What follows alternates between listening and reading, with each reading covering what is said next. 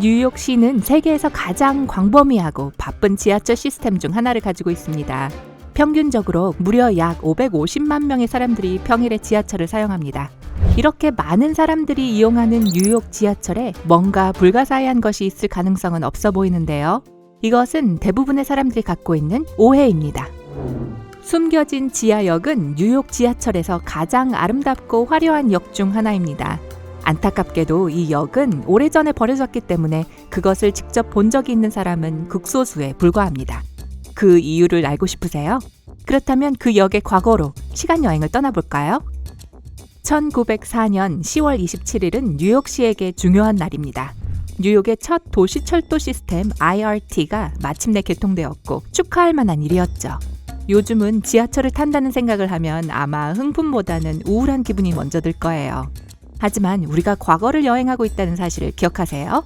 사람들은 붐비는 뉴욕의 거리를 이동하는 대신에 지하철을 이용할 수 있다는 새로운 가능성에 대해 흥분했어요. 부드럽고 빠른 지하 여행이라고요? 저도 끼워주세요. 새로운 운송 시스템 운영 첫날 15,000명 이상의 뉴욕 시민들이 기꺼이 50원의 요금을 지불하고 유럽이 아닌 지역에 처음으로 개통된 지하철을 탔습니다. 입구에 방문자들로 인해 교통체증이 일어날 지경이어서 경찰이 모든 방문객들의 질서를 유지해야 할 정도였어요. 개막일이 모든 것이 순조로웠던 것은 아닙니다. 오후 6시쯤 96번가의 한 열차에서 퓨즈가 터졌습니다. 정비사들도 문제가 무엇인지 알지 못했기 때문에 열차는 145번가로 옮겨져 수리를 위해 기다려야 했는데요. 놀랍게도 그것은 전혀 심한 지연을 초래하지 않았습니다. 승객들은 20분을 더 기다려야 했을 뿐입니다. 그리고 어쨌든 첫 공식 열차는 저녁 7시에만 운영하면 됐거든요. 이 노선의 남쪽 터미널역은 시청역인데 그것은 보기만 해도 즐거운 풍경입니다. 맨해튼의 시청 바로 아래에 위치한 이 역은 당연히 새로운 교통 시스템의 보석이라고 불립니다. 최초의 지하철은 여기서 출발합니다. 안으로 들어가 볼까요?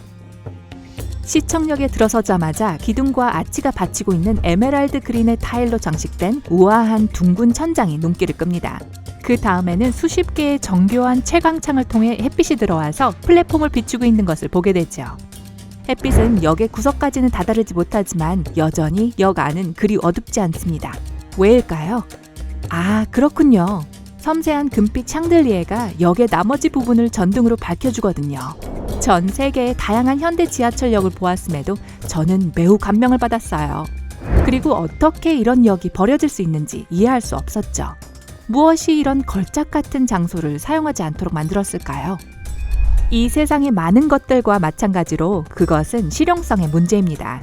시간을 조금 앞질러 가서 이 미스테리에 대한 답을 찾아보겠습니다. 들어보세요. 우선 아무도 아름다운 디자인에는 관심이 없었습니다. 사람들은 지하철로 통근하는 데 익숙해졌고 출근하는 데 신경을 쓰느라 특이한 타일이나 정교한 장식에는 관심을 두지 않습니다.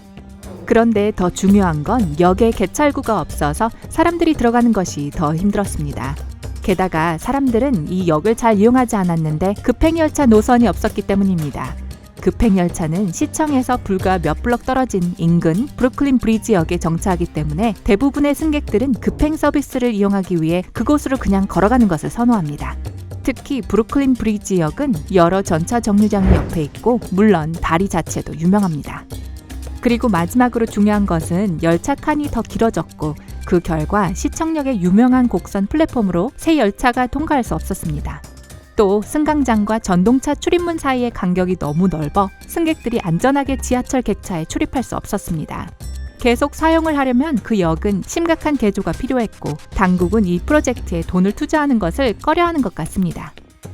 시간 여행을 한 번 더 해서 우리는 지금 완전히 버려진 시청역 승강장에 서 있습니다.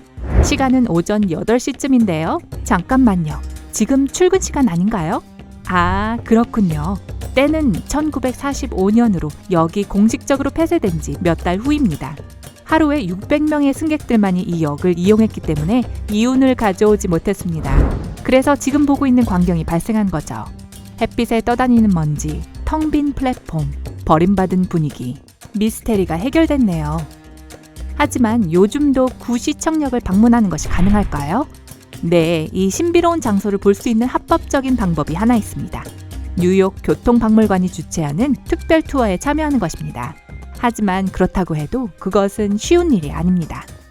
우선 구시청역 투어는 1년에 몇 번밖에 없습니다. 그리고 교통박물관 회원권이 없으면 티켓을 구할 수 없습니다.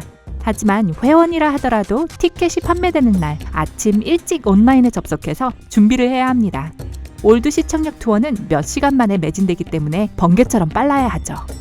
연간 박물관 회원 가입 비용은 1인당 4만 원, 4명의 자녀까지 포함되는 가족 회원비는 9만 원에서 시작합니다. 어쨌든 여러분이 시청역에 대해 모르고 있는 몇 가지 다른 신기한 것들이 있어요.